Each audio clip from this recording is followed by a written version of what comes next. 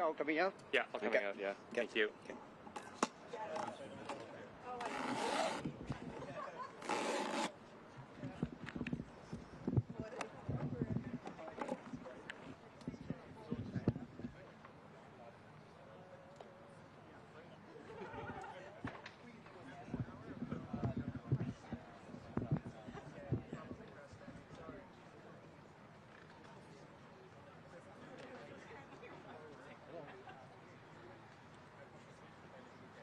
Thanks, man.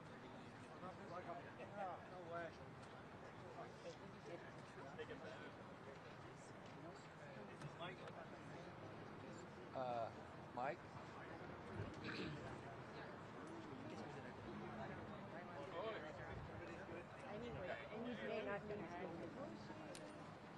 No answer from MCR, but I'm up on 3-1.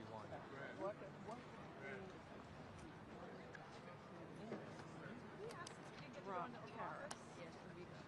I didn't get a question. I'll give you one. Jump ahead of me. But I mean, you gotta catch the question in the Oval Office. Yeah, but we're not going to look. I'm not going to negotiate to get a question. Whoever got to the front, we tried. We were all trying. There was no CBC in the Oval Office. See, because Tom got 2 questions to the president. Could we just ask one question each? We'll split it together? Yes, sure. You mean one question, no follow-up? Is that what you're saying? We'll do one question together. So we'll do our question will follow together. Who are you asking? JP and who? Me and JP. You want to be the first 2 questions? We don't have to be the first 2 questions.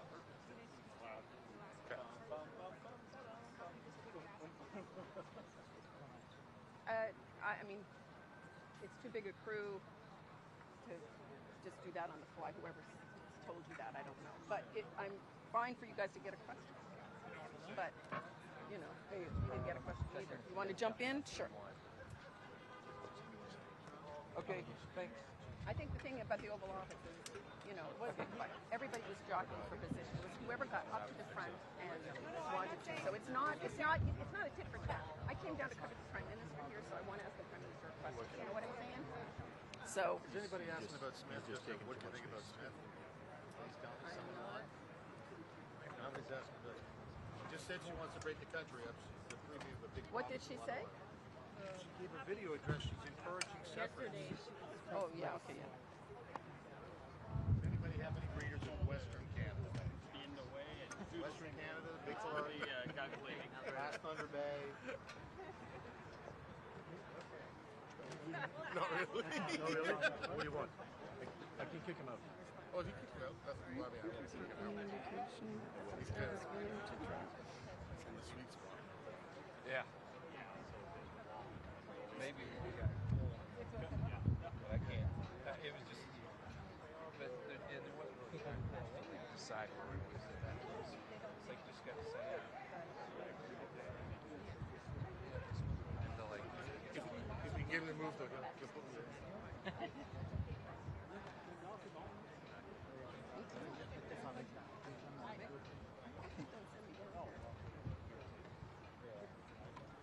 not really. We all have to do that, and they're pressuring us. Peer pressure is not.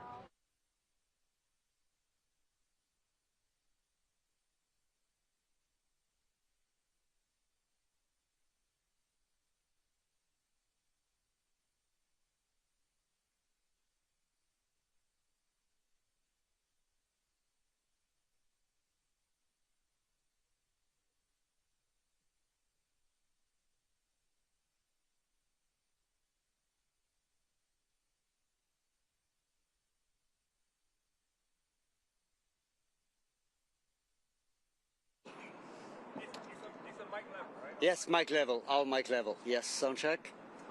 1, 2, sound check. 1, 2, 3, 4, 5, 6, 7, 8, 9, 10. That might be the last sound check. 1, 2, 3, 4, 5, 6, 7, 8, 9, 10.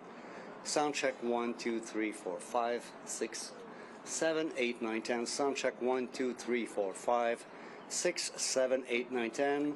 Sound check. 1, 2, 3, 4, 5, 6, 7, 8, 9, 10. Everybody okay?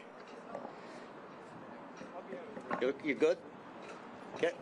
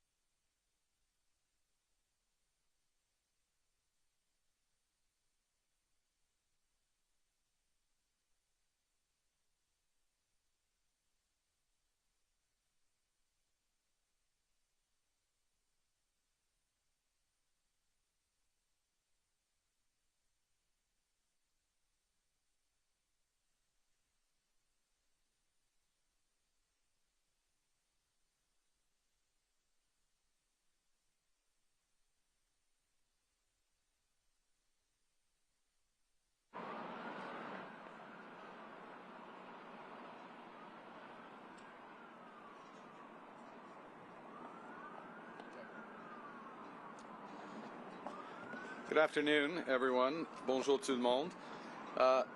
Aujourd'hui, j'ai eu la première d'une série de réunions visant à établir une nouvelle relation globale entre le Canada et les États-Unis. President Trump and I met today as leaders of two sovereign independent nations. And I want to thank the President and the members of his cabinet that attended for welcoming me and my colleagues to the White House and for our very constructive discussions. I conveyed to the President today what our countries have long proven to be true, that Canada and the United States are stronger when we work together. We can get a better deal for our workers. We can create more opportunities for our businesses.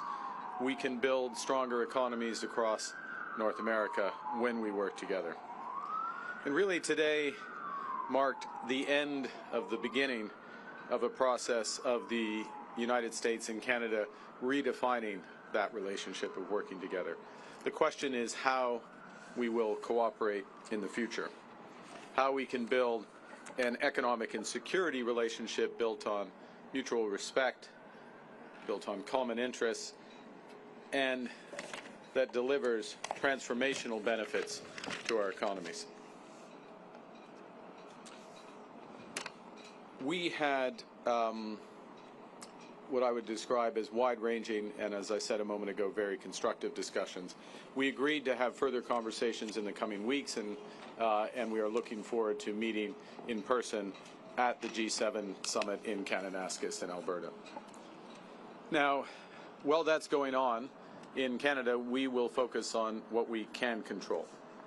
Alors, demain, je réunirai avec les premiers ministres pour un appel afin de faire le point sur les conversations que nous avons eues ici aujourd'hui et de discuter du travail qui nous attend.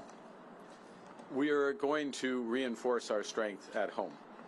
We will reinforce Canada's security for an increasingly dangerous and divided world. We will transform our border security, our security in the Arctic, and our support for our allies around the world. We'll build an economy that creates jobs, grows incomes, and withstands shocks, when, in fact, the strongest economy in the G7, an economy that works for everyone. Nous allons bâtir une économie canadienne renouvelée, où tous peuvent réussir dans un monde qui est en train d'être profondément transformé. Nous allons bâtir les infrastructures qui permettront à nos entreprises de rejoindre de nouveaux marchés autour du monde. Et nous allons bâtir une seule économie canadienne, pas 13. We are masters in our own home, and we can give ourselves far more than any foreign government can ever take away. So now is the time to build, and based on the discussion today, to build at home and to build with our partners abroad, including the United States. Merci beaucoup. Thank you very much, and I look forward to your questions. Thank you, Prime Minister. We'll now begin the press conference. We'll begin with questions from the traveling delegation. First question, première question. Good afternoon, Prime Minister Tonda McCharles, Toronto Star. I was watching your face through the meeting in the Oval Office, and I wondered what was going through your mind when the President talked about erasing the artificial border and how he criticized your predecessor and Madam Freeland. Thank you for your question. I'm glad that you couldn't tell what was going through my mind as that was going through. With respect to the first point, the President has made known his wish about that issue for some time. I've been careful always to distinguish between wish and reality. I was clear there in the Oval Office, as I've been clear throughout on behalf of Canadians, that this is never going to happen. Canada is not for sale. It never will be for sale. Some things, as I said in the room, some things are never for sale, and he agreed with that.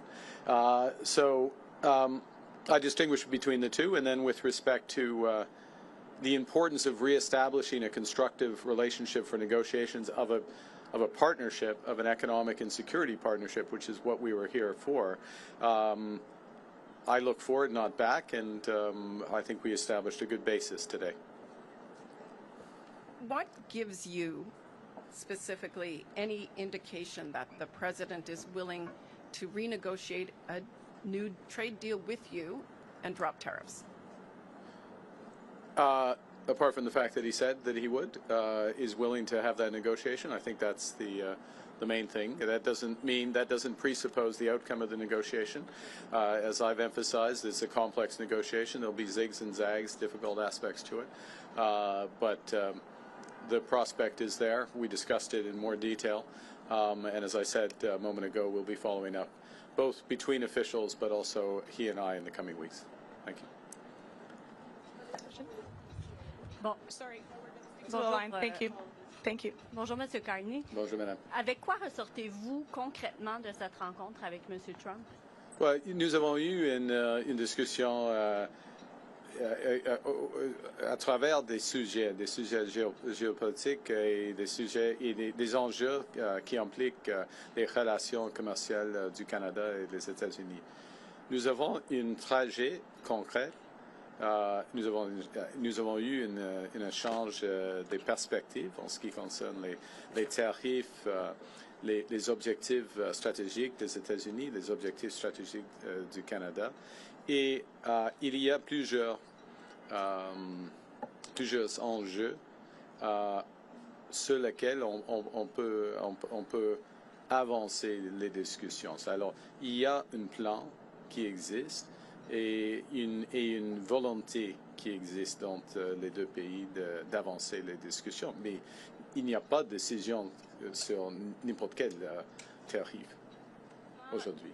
Quand il a été question, quand on a posé la question à M. Trump sur les tarifs, s'il avait l'intention, si vous pouviez faire quelque chose pour les lever, pour les supprimer, il a dit non. Comment est-ce que vous l'interprétez? Ce n'était pas une surprise pour moi. Pas du tout. Non, pas du tout. Parce qu'il c'est une situation très complexe. Hein. Il y a plusieurs tarifs. Il y a des liens entre les initiatives américaines.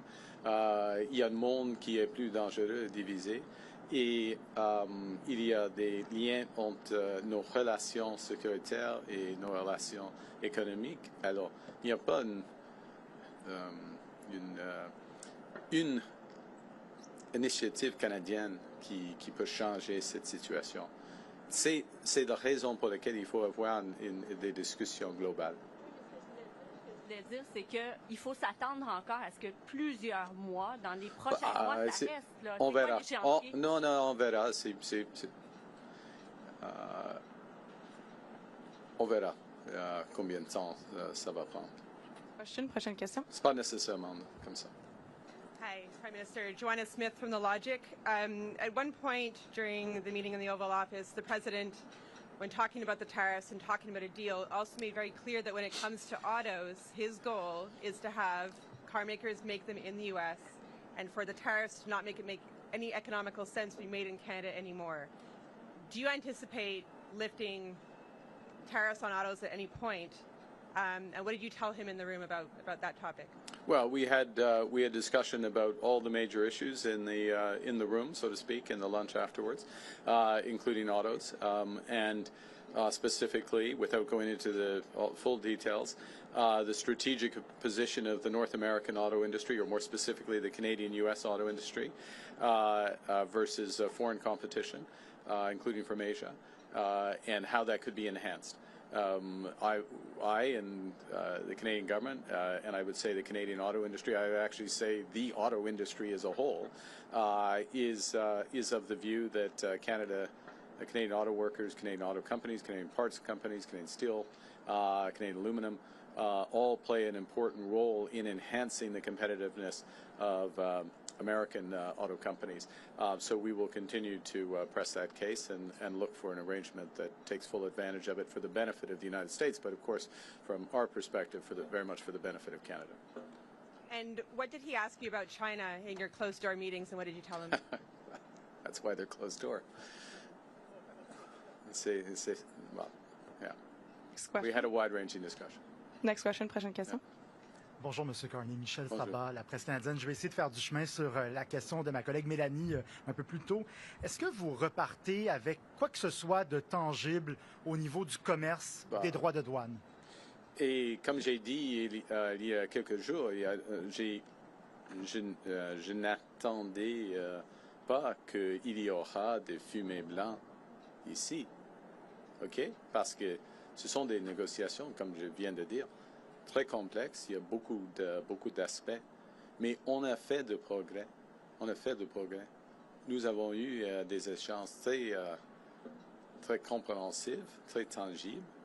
Et il y aura des réunions entre les ministres et les fonctionnaires. Et puis, entre lui et moi, Monsieur le Président, et moi, sur l'appel, et en Alberta au mi-juin. Alors,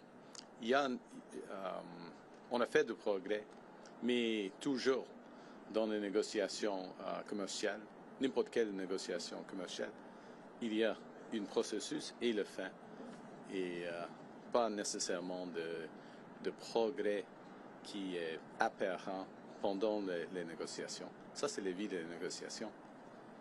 Okay? Parlant de In English, I mean, to summarize, look, in a negotiation, you don't get like little elements of it. You get an end to a negotiation. We're having a very complex negotiation about a wide range of issues. And it's, as I said before I came here, I wouldn't have expected white smoke coming out of this meeting. That was not my expectation, because of the nature of the negotiation. So you don't expect to have specific progress as things move along, even when you're making progress, because it's that's why it's a global negotiation. Parlant de l'Alberta, que pensez-vous de l'idée de Daniel Smith d'encourager la tenue d'un référendum sur la souveraineté de l'Alberta? Le Canada est plus fort que quand nous travaillons ensemble comme Canadiens et Canadiens.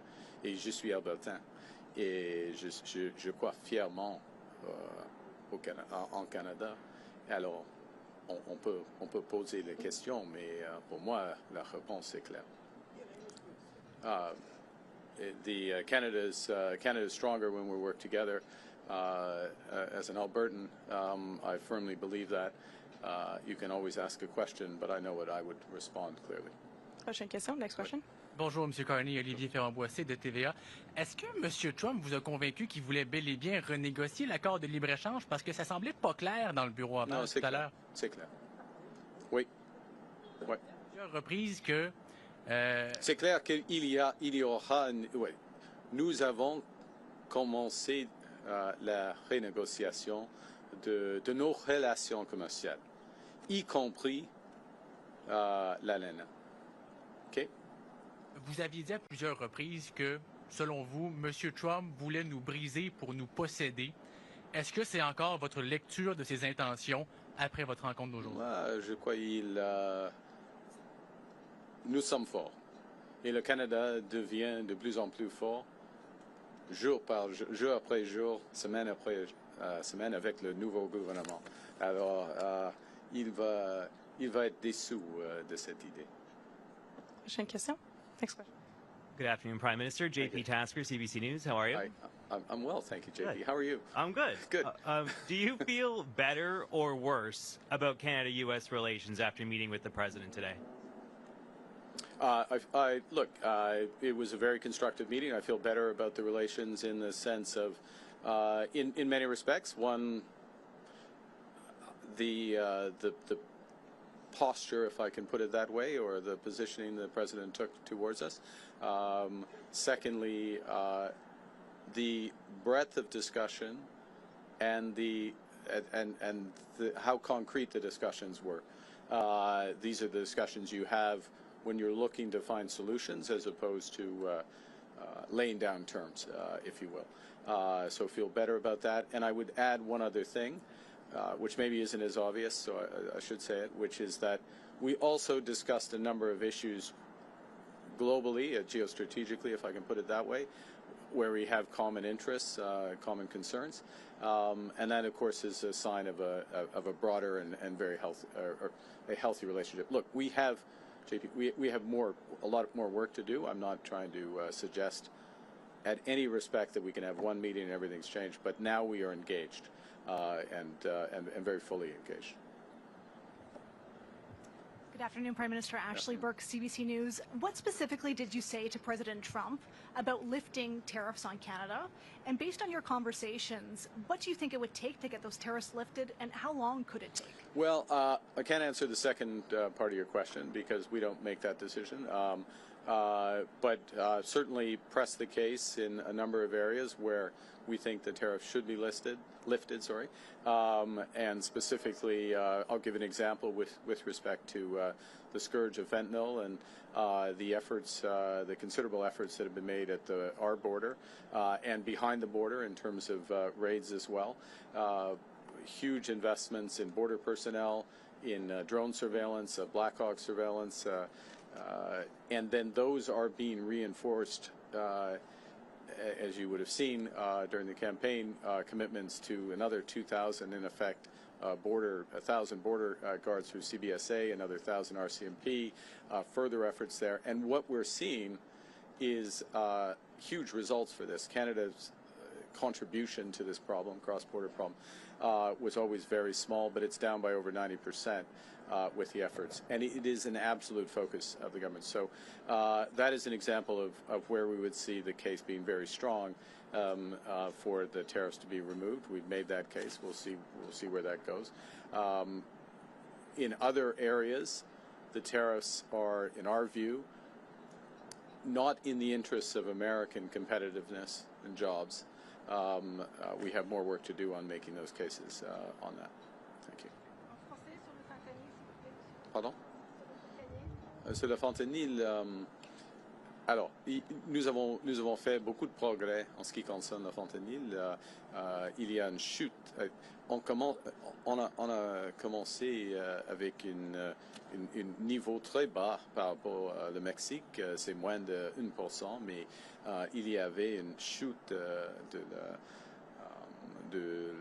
le niveau, le montant de fentanyl, c'est presque 0,1% maintenant des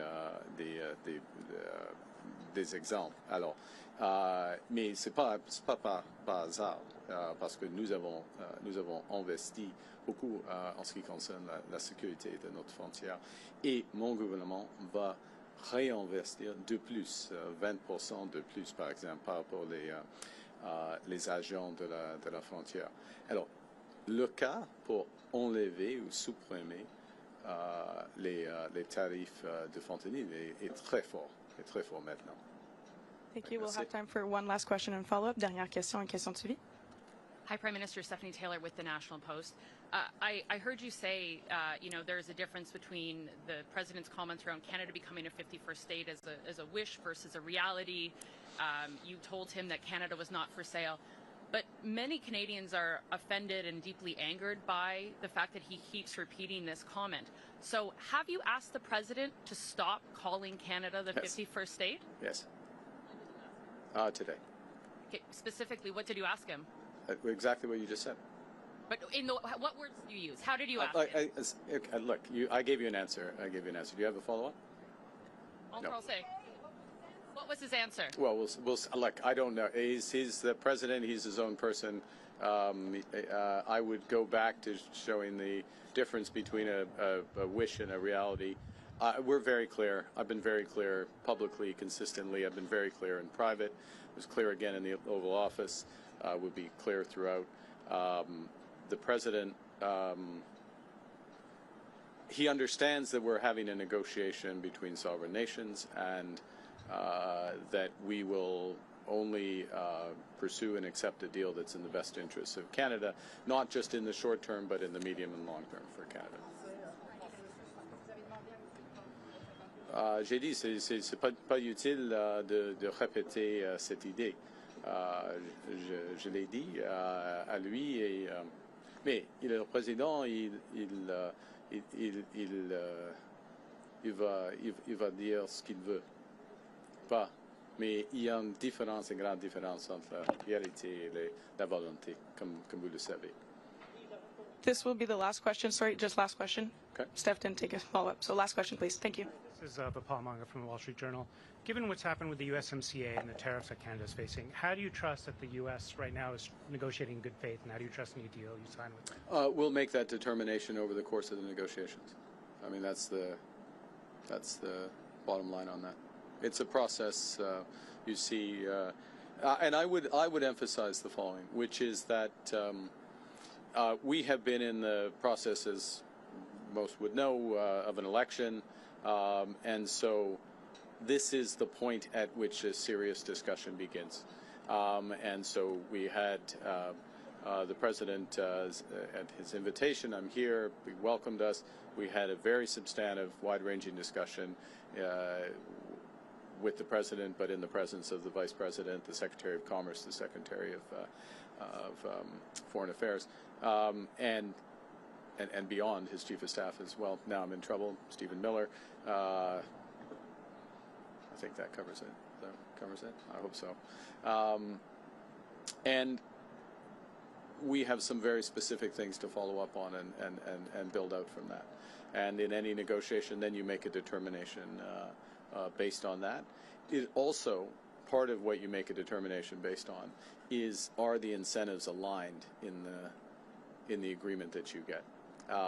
And I think the lesson would be of this experience is to ensure that the incentives are aligned and durably so between the two countries, and that is a way that agreements are self-reinforcing. Thank you very much. Prime Minister, this was the next press conference. C'est ce qui met fin à notre conférence de presse. Merci.